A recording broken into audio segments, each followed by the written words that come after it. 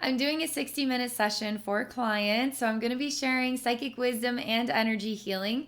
If any of you are interested in exploring a session with me, please come visit me at my website at abbeynormalswisdomquest.com. All right. So thank you so much for the opportunity to connect with you today. All right. You shared some really interesting details, including some photos to help me kind of tune in more to what you're wanting me to look at. And just so you guys know, I've done other sessions with this client, so I'll put links in the description if you want to check those out. Also, this client has a YouTube channel and Facebook page that are worth checking out as well. So I wanted to just let you all know that. Okay. I'm going to read the goals and get started here. So you say, Neptune and Uranus connecting with my DNA. My birth chart creates an Earth grand trine with an out-of-bounds Venus. This creates changes in my physical environment around me.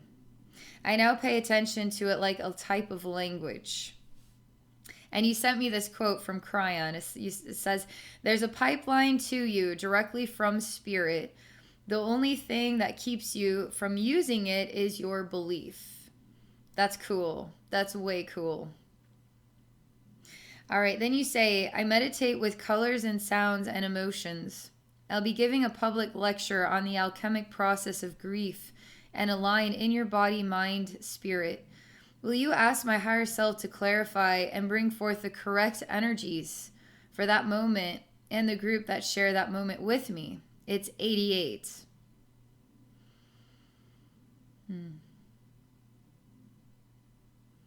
So when I read that, you can have total confidence. You can have total confidence, okay? So will you ask my higher self to clarify? Absolutely. And bring forth the correct energies. You already have access to them for that moment. You may not know what that is, and we'll try to figure that out, right? We're going to look at this in your session. It's okay to feel safe not knowing. It's okay to feel safe feeling like you just stepped off the cliffside and you're plummeting to I don't know what's going to happen next, and the next thing you know you're walking on air. You know what I mean? You got this thing, okay? You got this thing. That's why you're doing this thing. You're giving a public lecture. It's all divine. You know exactly what to say, even if you're not exactly sure yet. It's all going to fall into place, okay? All right, and then you share the star chart, which is really cool to look at. So this is the star chart. This is a star chart now. I'm showing only the ones in a trine. I'm not sure if looking at it will help key into me. And thank you so much for spending the time and energy on my higher self. Absolutely. I will really enjoy connecting with your higher self, and I'm excited for you. It takes a lot to put yourself out there as a spiritual speaker, and to own what you've learned in your life. Because to be a spiritual speaker, you've had all the experiences that you've needed to have in your life, and now you're relaying them to others, and you're working through what you've learned, and you're sharing that in that experience, and you'll be surprised other things will come out that you didn't expect to talk about. And it was all perfect. It was all perfect, you know? And the people that are going to be attracted to you and to the lecture are going to get exactly what they need to get out of this. And it's so divinely guided. Like, as human beings, we really feel like, and me one of them, like, we really feel like it's up to us to make sure that everything is in order and that everything is known and that it's going to be perfect and seamless. It's up to us, you know? But we don't really take into account what us is. Like, what I am is like thousands of souls, okay? Thousands of divine masters and beings of light. What I am is not one. It is like so many. It's ridiculous. And we're all interconnected. And even it's like tripping and falling on your face was perfect, you know? Saying it flawlessly, or saying it stumbling, or dang it, now I have a cold and I'm coughing throughout the whole thing. Why is this happening to me? It's all perfect, okay? We don't know all the ways that every little nuance of the words that we say or the way that we express what we say, reaches somebody in some weird way. It just does. Okay. All right. So I'm going to go ahead and tune into your higher self. This is going to be so cool. Okay. Okay, your higher self. Let me just double check everything and make sure that I've collected all the details. Meditate with colors, sounds, emotions. You're giving a public lecture on the alchemic process of grief and aligning your body, mind, spirit, wanting to clarify and bring forth the correct energies for that moment. And the group that shares that moment with me, it's 88. Okay. And then your star chart. I'm just going to look at this for a minute. So interesting. And Cryon, who's so flippin' cool. I mean, the guy who channels Cryon is so flippin' cool, and Cryon is so flippin' cool. Like, I mean, it takes a lot more. I mean, it's the whole process, you know? We got to give credit to everything. I'm starting to feel more and more emotional for some reason, like heartfelt meaning, like I'm so freaking thankful. I'm starting to feel gratitude, like oozing out the seams. Like it's great. It's really great. Okay. All right, here we go.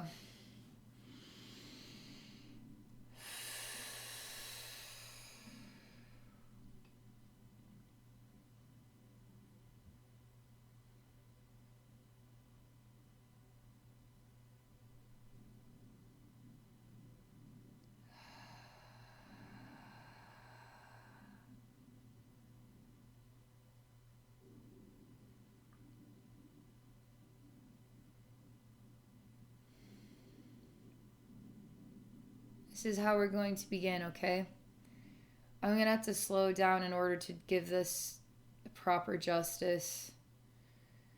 It's very surreal feeling, and I feel like I'm communicating with a very ancient, wise, and still being. And it's, oh man, so many things.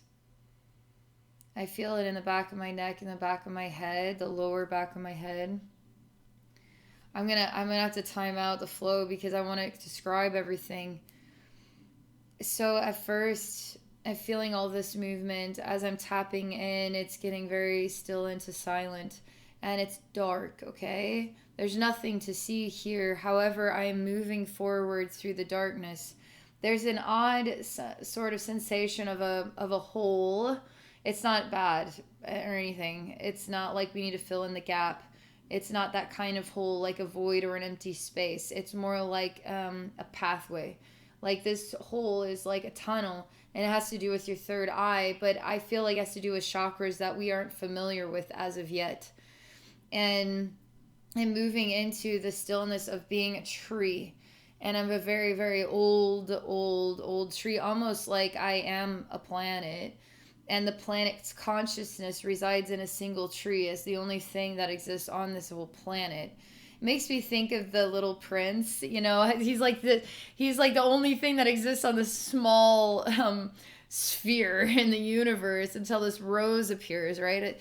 This is massive ancient tree, and it's huge. It's really, really huge. But I'm also shown the stillness of a massive ancient lake as well, okay? And it's still. So there's no wind. And when such a massive body of water is still, it makes you think. It makes you feel something, okay? When you see the only thing that exists on this sphere in the universe is an enormous tree. And the tree is a living being. And it doesn't need to get up and walk around. It doesn't need to stretch its body any more than what it does in its existence as itself, as it chooses to grow. It just is, all right? Now, the ancient energy that I'm connecting to, it's not, like, I could define it as a higher self, but that feels a bit like it's not doing it justice because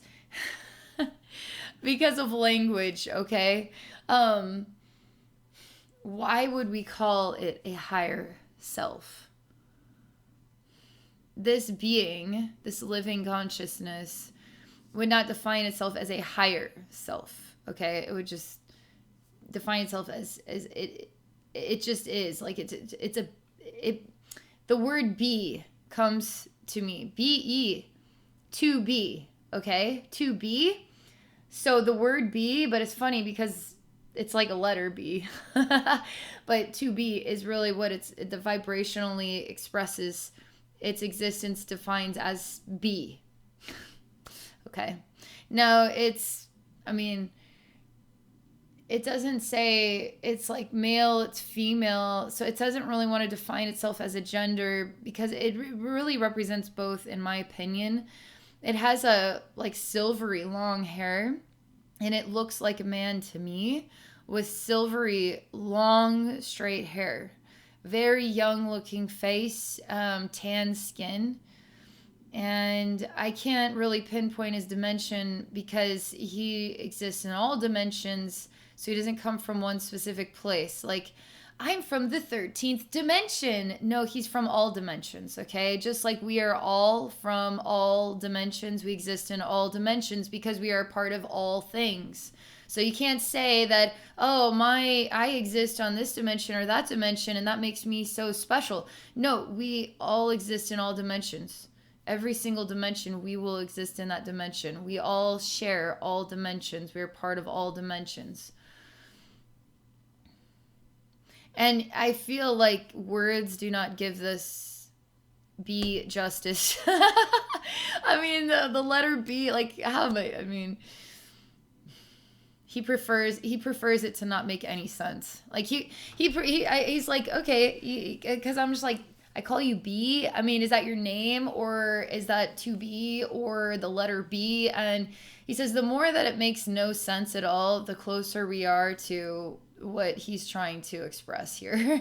I could define him as he because he looks like a man, okay? But he takes upon himself what is the balance between the male and the female. But he looks more like a man to me. And I experience him as being down there, okay? So I feel like I go up a little bit and then I slide down the slide and then I'm over here and there he is, okay? And as I go up and then I go down, I move through the tree and this space with a massive tree and then the massive lake that is still. I experience the hole in the tunnel, the shadow, the silence, the movement, and then there he is and he's standing in a massive forest and everything is living and thriving and full of green, okay? It's phenomenal. It's like moist, like it's always misting, so it's like liquidy in the air and the air is so fresh and tasty. And everything is just so vibrantly green and beautiful.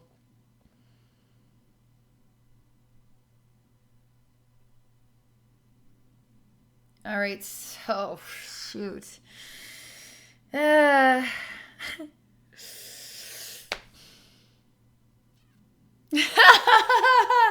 All right, so he's kind of okay.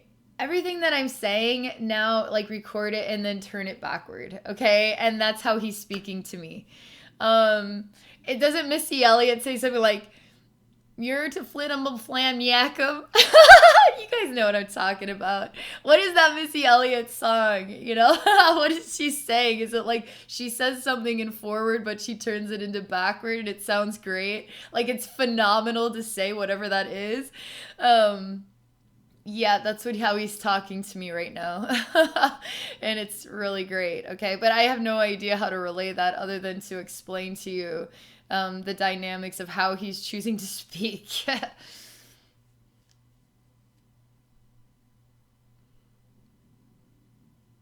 He's showing me that, okay, have you ever thought of doing a lecture in a forest and there is a specific setup?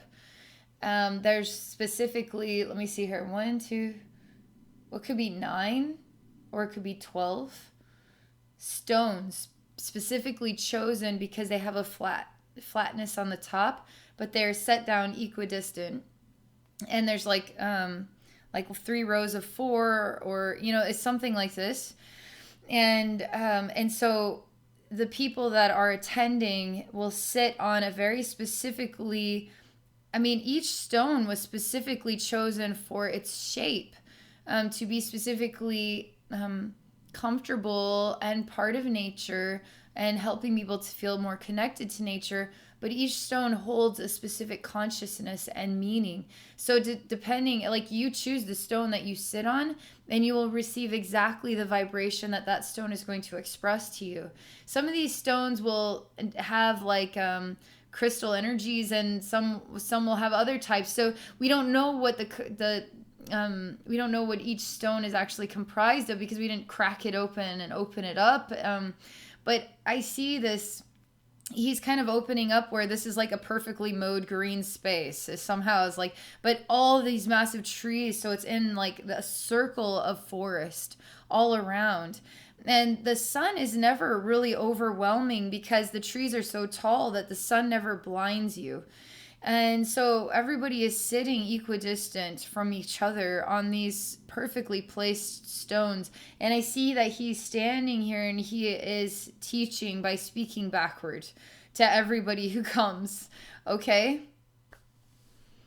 And this is a very sacred space. I mean, this is to be taken very seriously, because sacredness is a serious thing, and we value it, right? We value sacredness. We value the effort it took to perfectly construct this environment, to have this experience, which is a gift to every soul who participates in it. And it is a gift to everybody who started the process of building this, and all the people that came and went, all the time that took place here with this specific space that was created for a specific purpose, that was received and shared, and then made an impression and shared with the rest of the world as people go about their normal life again. So everything is sacred here, and we should take sacredness seriously. Naturally, I'm trying to be funny, to see if we could take sacredness and be funny with it. I'm just trying to see if I can, but I can't really. It's like being obnoxious in church. It just doesn't really work, because it's not really respecting the whole point, which is to gather and listen and learn and be a part of a ceremony or a ritual. So this, you got to kind of have a certain vibrational respect, okay? So being funny, it doesn't really work. Okay.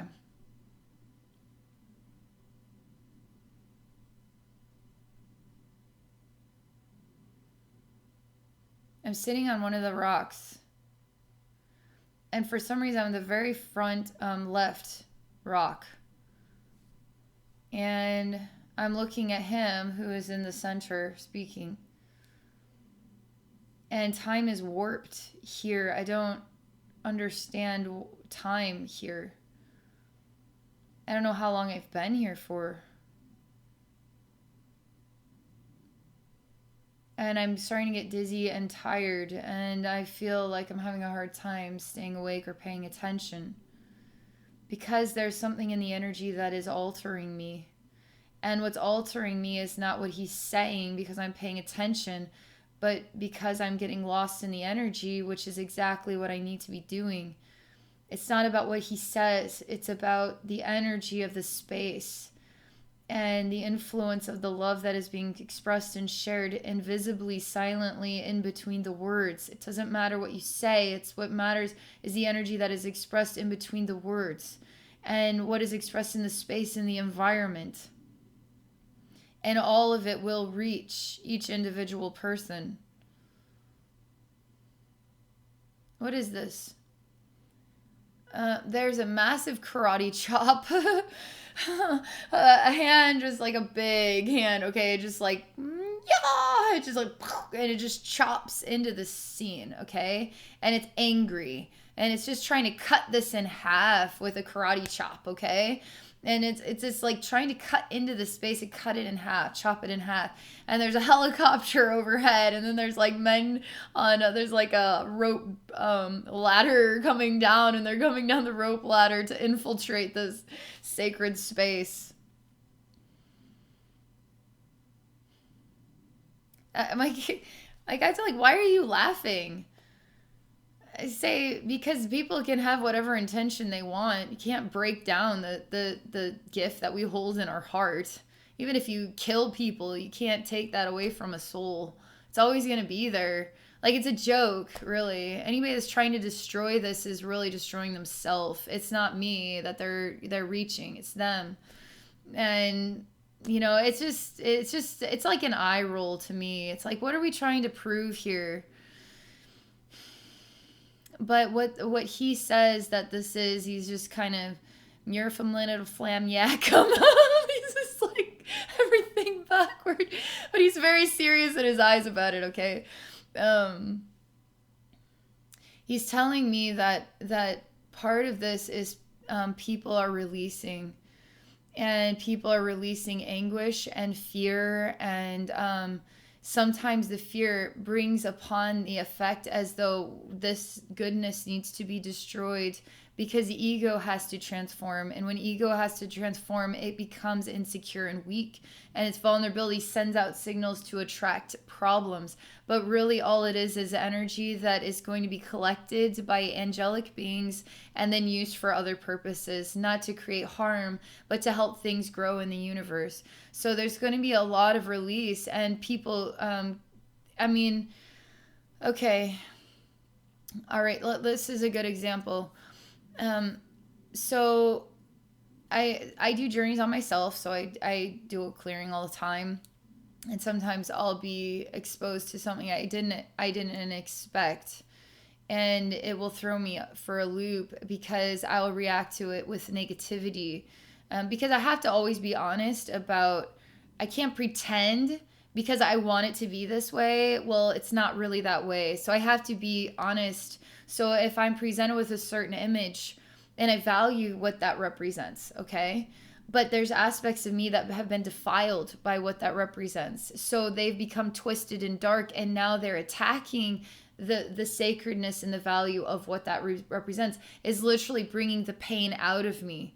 And as it comes out of me, everything looks like chaos and war and hell and karate chopping, and military is sabotaging this whole like vibrationally beautiful thing. But all it is it's coming out, and it's being collected by angels, and that energy is helping me to rise above the suffering and the pain. That is making it difficult for me to receive the goodness of what that image represents. So for instance, let's say you're really unhappy and you're around somebody who always is happy, and it just seems like everything works for that person, and you just hate them for that. Is that real though? What do you really hate, that happy person? Or is that happy person drawing out what you're suffering? So what do we do with that? Do we absorb it into ourselves, or do we let it go to the angels, right? So as a happy person, you can draw out the suffering of others in order to try to shroud your light, and make you feel miserable too. And oftentimes we absorb that in, and then we try to match other people so we don't overwhelm people with our joy or something. I swear to God, the grunge era was all about this. We all need to look and feel miserable in order to be cool. Let's take it down a bunch of notches, and if anybody is out of line with that, then they are gross. Gross. You need to freaking get with the program and get miserable here, because that's the new thing. So this is kind of reminds me of that. But they're showing me that you are drawing, it's okay. It's like you could use all the right words, but really it's the energy that you're expressing. It's the space that people are connecting with, and in that space there is so much divine light and divine assistance and support that is helping each individual person that is attending. It's not just you running the whole show. It is so much more, and to let that more reach people right along with you, okay? Because it's kind of like I was saying, it's like I love Cryon, but it's what about the man who channels Cryon? Like, what an awesome guy. Like, we got to really give credit where credit's due for everything that we see or don't see. Crying wouldn't exist here without the channeler of crying. I can't think of his name right now. But you know what I mean, right? There's so much more than just the person. There's just so much more than just you, as it's the only person that's a part of this. You are not. You are, everybody's a part of it. Everybody that you can see or not see is a part of it. Energies that you can't even fathom are a part of it, okay? All right, so he's saying to let release. I mean, he's sending that vibe, like, just let it come out, let it release, because part of it is like ego. So he wants me to explain what I'm representing somebody that is attending this message, this lecture, this. I'm the only one here, by the way. But I see his eyes are going into the audience as though there's thousands of people here. And only so many people could ever fit in this space or even just sit on a rock. But he is speaking as though he's speaking to many. And there's only one person here, and it's me. And I am feeling so like something uncomfortable is hitting me, and it's making me feel like I'm having these explosive reactions, like I hate this. What am I doing here? And it's creating this like encouragement for energetic sabotage to take place. But all that is the suffering inside that is coming out. And I need to let that suffering out and let it be then collected by the angels that are here. In order for me to awaken inside myself to the light that was always there and to what it is that I always had wanted all along, which was to let the love in. You know what I mean? It's interesting because you're talking your lectures about grief, and what grief is, and what's beneath the surface of grief. It's the love that's always been there, right? And what is literally grief is literally love. So when we're really sad that we lost someone or our best animal friend, because we loved them, we loved that pet. We loved that grandma or grandpa or mom or dad or best friend. We loved them. And our life, who are we without them? What is our life now? So have we been living as they're a part of us, we're a part of them, and now what are we without them? That we just love them so much that what is life without them? It's love that creates that grief. And so grief is actually beautiful reflection of love. It's not grief because I wanted my life to turn out like this and it didn't turn out like this. Wah. It's like I miss you. I flippin' miss you. And I miss you. I miss I miss seeing your face. I miss hearing your voice. I miss you. I miss you. It's too quiet in my world because you're not in it. I don't like my world without you in it, So it's all those feelings, right? It's hard. But it's all about love.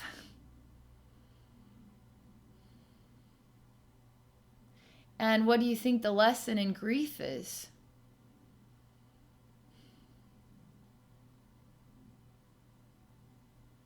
And how do we overcome it? To feel safe without that person there anymore. How do we learn how to feel safe without the meaning of that person in our life anymore? It's a lesson. It's a process. It's a self-discovery on another level. It's love. And there's anguish, and there's I can't accept this, and there's all these meanings, that take place. But the light is so freaking bright. It's so bright. And when we can get all that stuff out and just feel the light and feel the connection, that's all there is, was, and ever will be. That's the truth right there. That's why we don't need to karate chop it away because it hurts too bad. And maybe feeling hurt is easier than feeling not hurt. You ever get that weird experience where it's like, why am I still upset about this? Is it because I just don't want to be happy? Because I don't like the way this turned out, and because I don't like it, then I'm going to be upset about it for the rest of my life as my way of telling the universe, like giving the universe the finger that you did this to me. Screw you. I'm never going to be happy now. Um that's ego.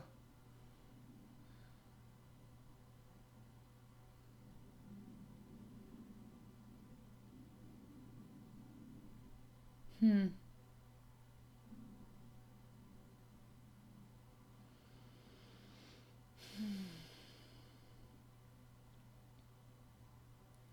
There's so much pain here. And as just one person, I can't believe what all I'm releasing. And it's a safe space. I mean, you're welcoming people into a safe space, whether it's in the basement of a church with a bunch of metal fold out chairs, or if it's in this divine sacred space in the forest. It's always in a divine space because you are creating a divine space, and you are creating a safe space for people to experience guidance and wisdom and support and love and connectedness, and to let go of what the pain feels like, and to know it's being caught by lots of angels, and to continue to work on feeling safe with the way life is now, you know? It's like you know all this stuff. You already know all this stuff. And it's actually more intuitive than it is well planned to me. And it's more like near from middle of flamniacum. I mean, it's literally more intuitive than it is planned. And to let it be intuitive, because that's more who you are. You know? And it's weird because, like, the more you can create an opportunity for people to be. I don't know, this is a weird my side of the story. Like, I struggle with judgment just like anybody else, because I'll never fit into everybody's spectrum of what is perfect, you know? And people will always judge me, and it is the way that it is. So if you're speaking in backward and upside down, and it's not what is perfect, like, it comes out and fine, like, I mean, can you ascend to that idea, and would that actually be the perfect way of presenting, you know?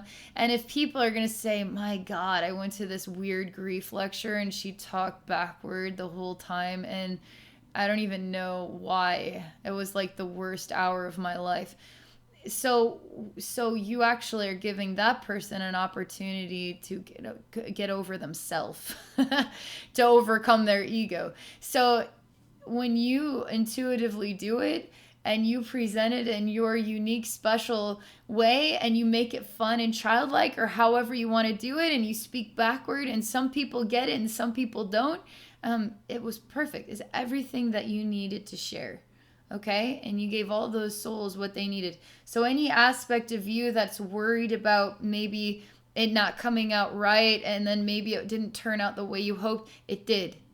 It always turns out right. It always turns out perfectly. Always. It always does. Even if it got booed, it was perfect. Because those people have to work on that. They're saying, like, it's not going to get booed at all. Like, zero boo. Is that a B word? It is. Okay. It's more like Boo the adorable dog than Boo this was no good. Like, it's Boo the adorable dog, then that's what your lecture is going to be like, okay? You got to count on all the invisible energies, and you can believe in yourself, you know? And you can believe in the process of everything.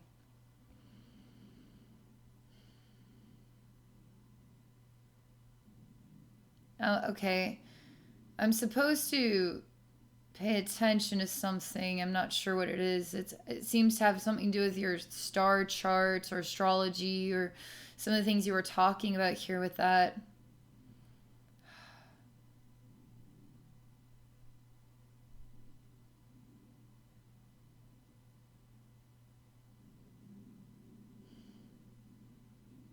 I'm supposed to go to a space where um,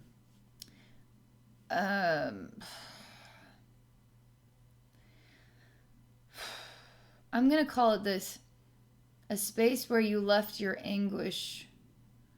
Okay? So if you leave your anguish, you just let it go.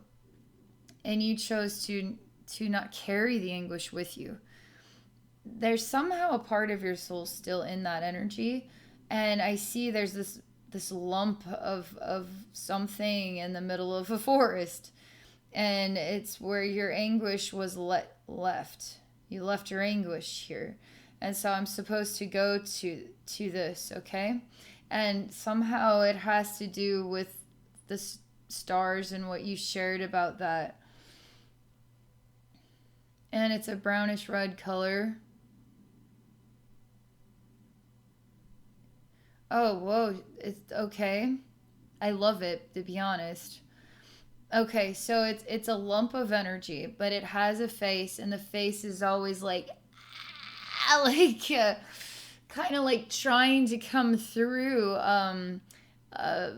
like a squishier material. So you always see kind of the face and the mouth is open, like, and the hands are kind of like in anguish, like help me, you know.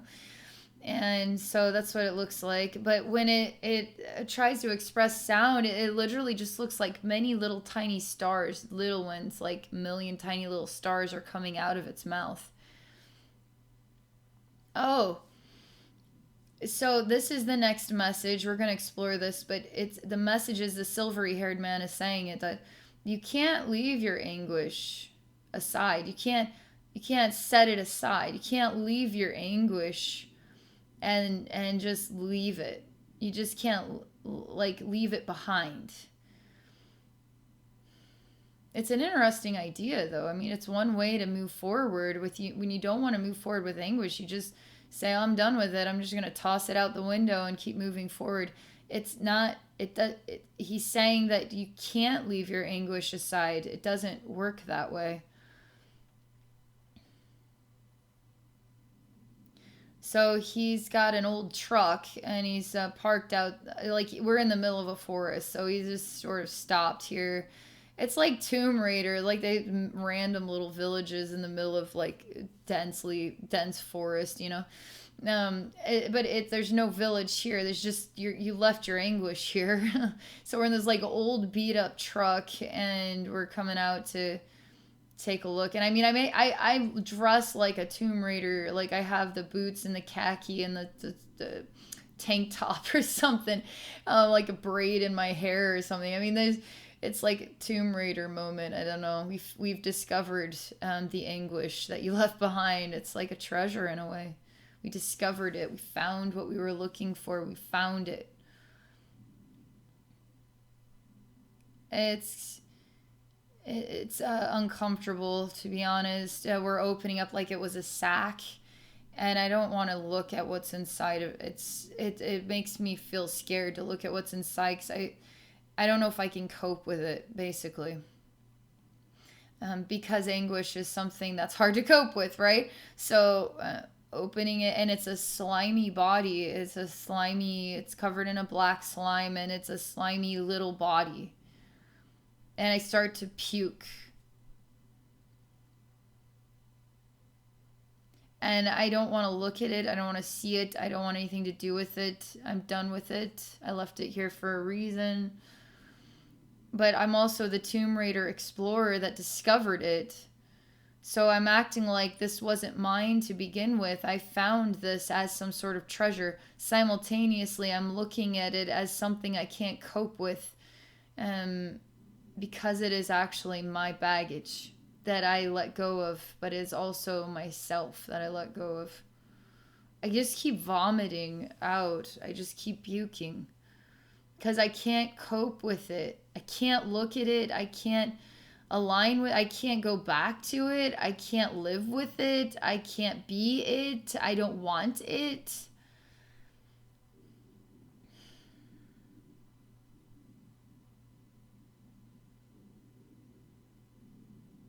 This is very hard because I see a little girl intermixed with a mother. I see a woman that is being raped. I hear screaming, like deafening, echoing screaming. I hear the wrongness of the world. I'm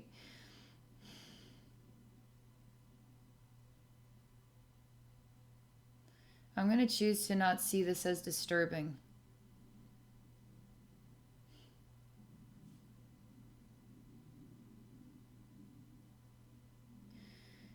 And it is disturbing. Imagine seeing a mother with all her fetuses attached to her body, like merged, and the fetuses are screaming like tumors screaming all over her body, and she's screaming in anguish, and the suffering and the pain of these fetuses.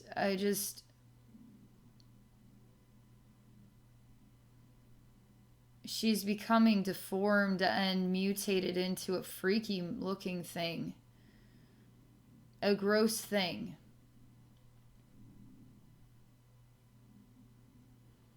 But I'm not going to be disturbed by this. And what I do is help her. I'm not going to be disturbed by her pain because I don't have to. I can help her. And what I start to do is I start to think of how I can help her. And I start by removing these fetus bodies, screaming babies that are actually part of her own flesh. But I remove them, and then I set the babies, and there's like 12 of them, to be honest. I just set the babies. Were there 12 rocks? Was I saying 3 by 4? I mean, there's something about 12, and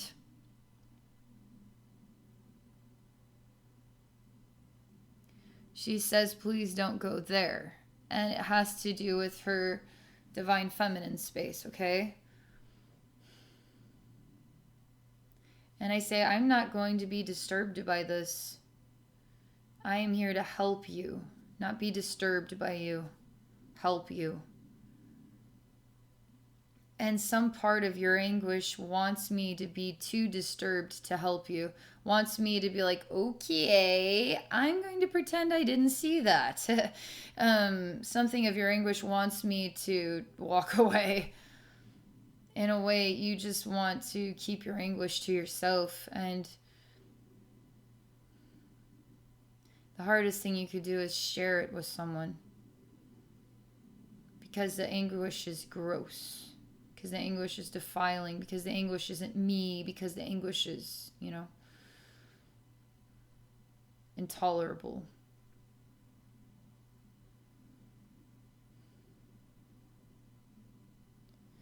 I unfortunately, vibrationally, will have to follow through on the rape scene, okay?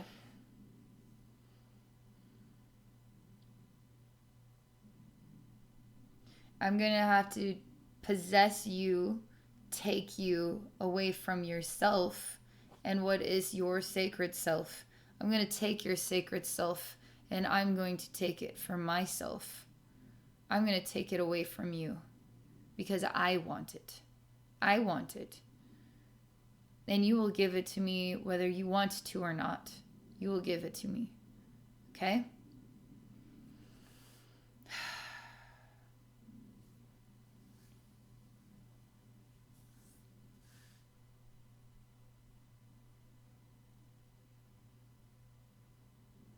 This is a huge space for you. Because as this event takes place, I am falling into a massive space full of screaming babies that were all cast out or all stolen or taken or aborted, or I mean, it's just so many screaming babies in here. and the light never shines upon them. And nobody knows to even care about this. There's just so after I see this space, okay, I'm being pulled back into what is a rape scene, okay? And the rape scene is trying to make it enjoyable for you, because is that the shame of the rapist? Because the shame of the rapist is, I want to enjoy this. And if I don't care whether you want this or not, maybe my guilt is saying I should at least make this pleasurable for you, which only makes it more inappropriate or incorrect.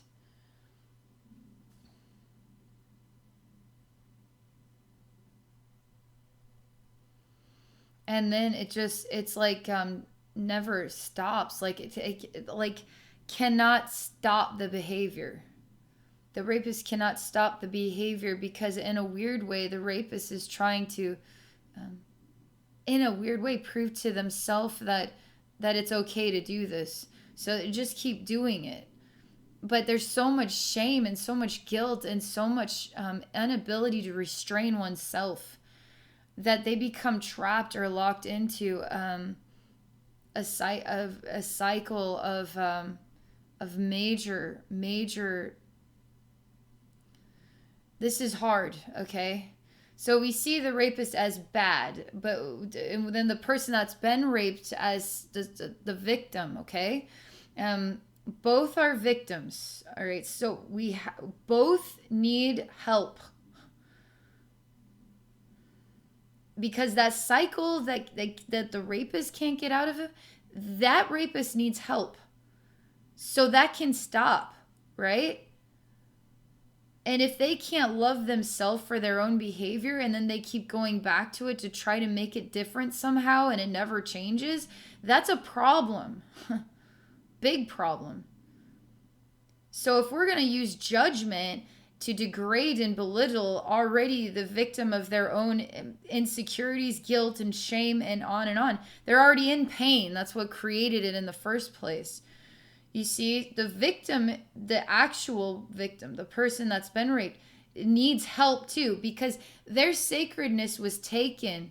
There's something about sexuality that is, it's a sacred thing. And when it's taken without your consent, it's literally your sacredness was taken by somebody now who can't let go of it because of their own shame and guilt. So you see how this is both. We have to see them as both victims. So we need to help both. We have to help both.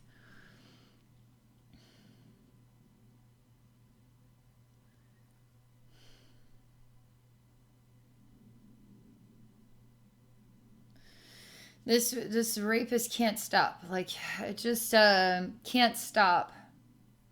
But I see you, the victim, okay? The one who's being raped.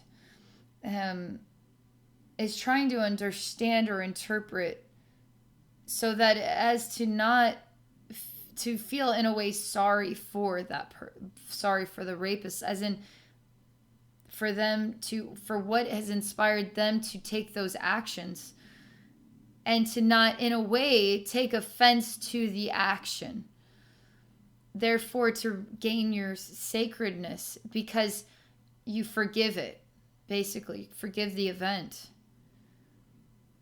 And you know that nobody can take your sacredness. Nobody can. That's also a process to get to that point as well.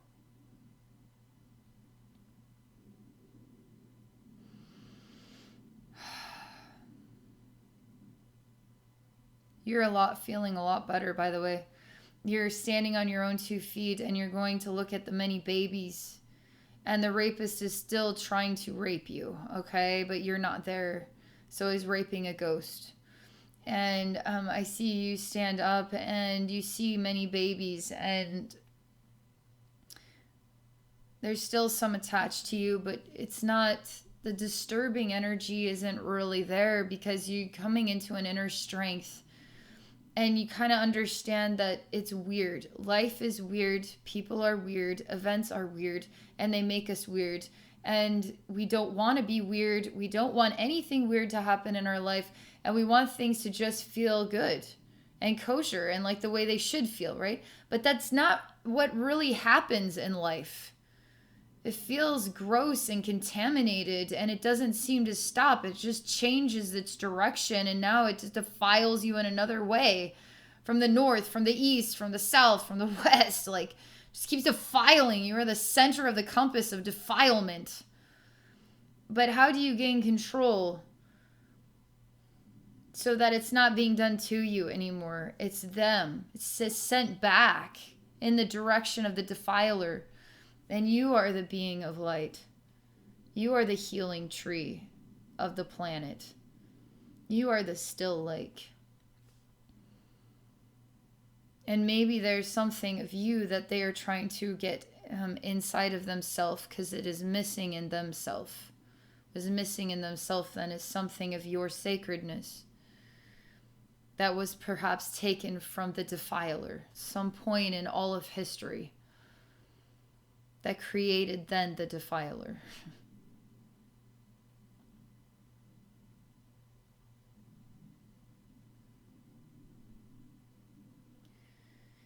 I see the babies are starting to heal and they're kind of giggling now.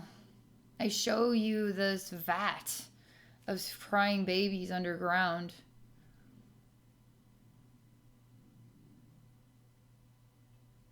You become strong in who you are, in your sexuality, in your body, in your identity, in your heart, in your love, in your soul.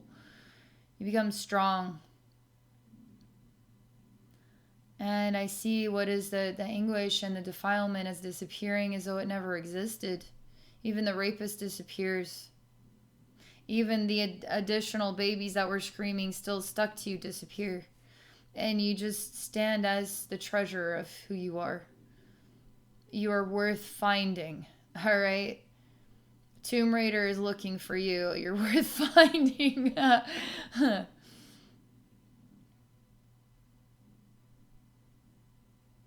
And the silvery man is really proud of you. And he doesn't speak backward. He speaks clearly and says nothing at all. It's his eyes that say everything. His eyes are blue.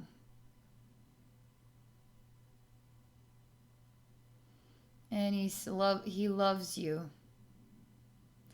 And it's affection. It's nurture. It's holding you. Not because it's trying to heal you of your pain or your anguish, but it's extremely balanced. There's no pain or anguish here. I see all the babies are disappearing that were laid out. All the anguish and suffering is disappearing. The vat of babies still there. I mean, there's like 1 million screaming babies underground.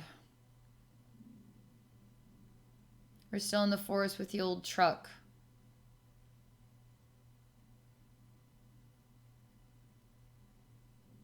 And I see he removes his appearance and he transforms himself into a man that looks like a lion with black lion's mane. He kind of looks like Scar in a way, but Scar that was never scarred.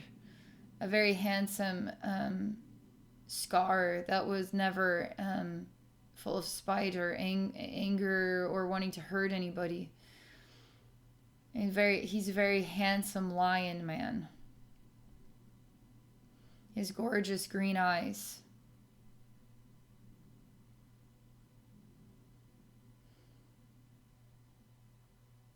And then he unzips this as though it is merely a costume. He shows me he's now an apple tree.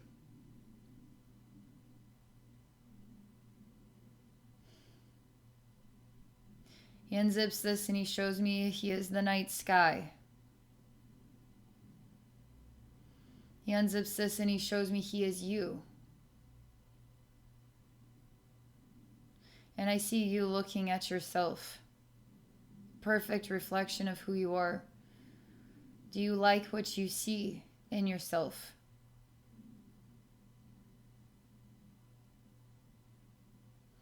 And you go to yourself and you hug her. And she thanks you for hugging her. And she cries.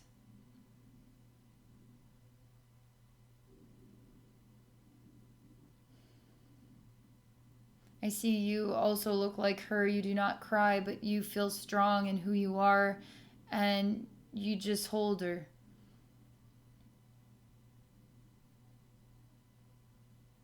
And you love her.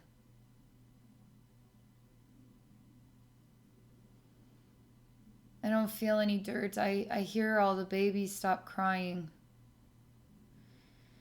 And I see all their souls are released.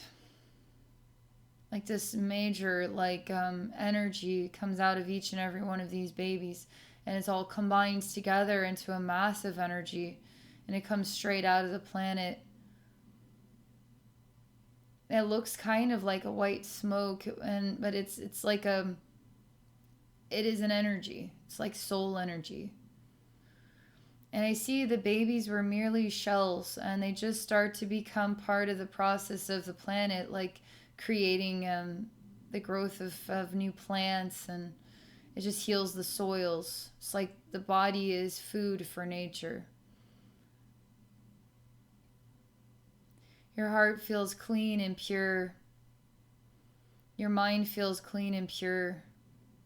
You feel wise.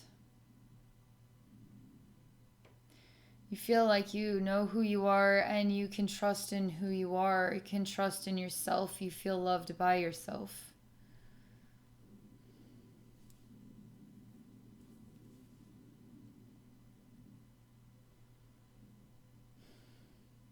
There's something in the image of the forest and the image of the truck, as though there's nature and then there's human nature. And the old truck is okay for you. You get in and you drive away from nature, but nature never really leaves you. You are a part of nature.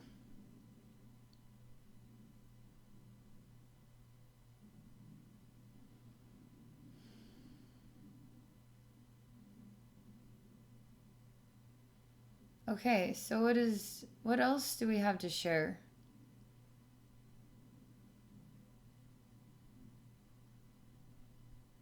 You feel like you've grown in your heart. You've grown. You feel very peaceful and very contented, very like you have a new breath within your being, in your heart, in your chest.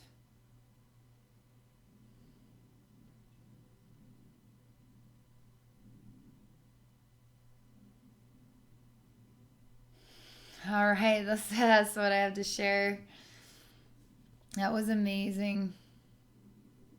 Thank you so much for the opportunity to connect with you today. There's so much to gain from this session. I mean, so many people are going to have an incredible takeaway from this. I have incredible takeaways from this. Thank you very much. And you're going to do great in your lecture. It's going to be great. I believe in you. You feel like you can believe in you too. That was a pretty powerful session. All right, everybody watching, thank you so much for being a part of this experience with us, from watching from beginning to end. I know it's a long session. I hope you all have a very wonderful rest of your day.